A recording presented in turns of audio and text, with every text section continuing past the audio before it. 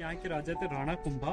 उन्होंने गुजरात के शासक महमूद खिलजी और मध्य प्रदेश के शासक अहमद खान दोनों को एक ही साथ एक ही युद्ध में हराया।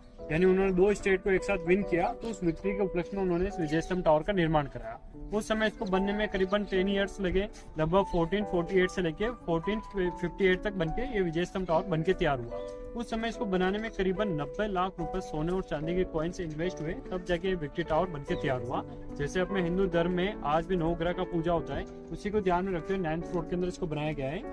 157 स्टेप्स है और 122 फीट इसका हाइट है।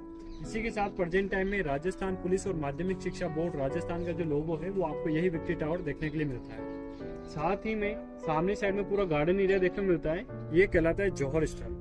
सन 13th सेंचुरी में यहाँ पर 40 से 50 फीट डीप अग्निकुंड हुआ करता था। नीचे जाने के लिए स्टेयर्स वगैरह हुआ करते थे। तो इसी स्थान पे रानी पद्मिनी ने अपने आपको अग्नि के अंदर जिंदा सेक्रीफाइस किया, जो जौहर कहलाया। तो पूरा गार्डन एरिया जौहर स्थल के नाम से जाना जाता है। 1956 में जब गवर्नमेंट ने यहाँ पर सर्च ऑपरेशन किया, उनको यहाँ पर डेड बॉडीज मिली, ज्वेलरीज मिली, जिससे यही प्रूफ हुआ है कि उन्होंने यहीं पर जौहर किया।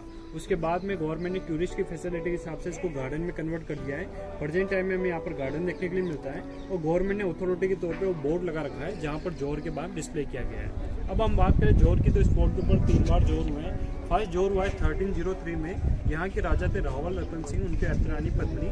जब अलाउद्दीन खिलजी ने इस किले पे अटैक किया तो रानी पद्मिनी ने 16,000 लेडीज के साथ यहाँ पर अपने आप को सबसे पहले जौहर किया था, अग्नि के अंदर सेक्रीफाइस।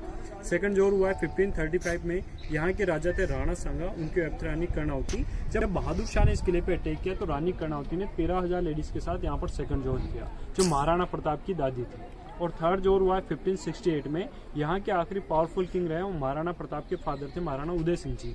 जब अकबर ने इस किले पे अटैक किया तो महाराणा उदय सिंह जी उदयपुर थे, उदयपुर का निर्माण करा रहे थे। तो यहाँ पर अकबर की सेना से महाराणा उदय सिंह जी कमांडर जयमल फत्ता कला राठौड़ जी ने फाइट किया, लेकिन वो सेनापति युद्ध में शहीद हो गए। और जयमल जी की वाइफ फूल कौर ने 7,000 लेडीज के साथ यहाँ पर थर्ड जौहर किया।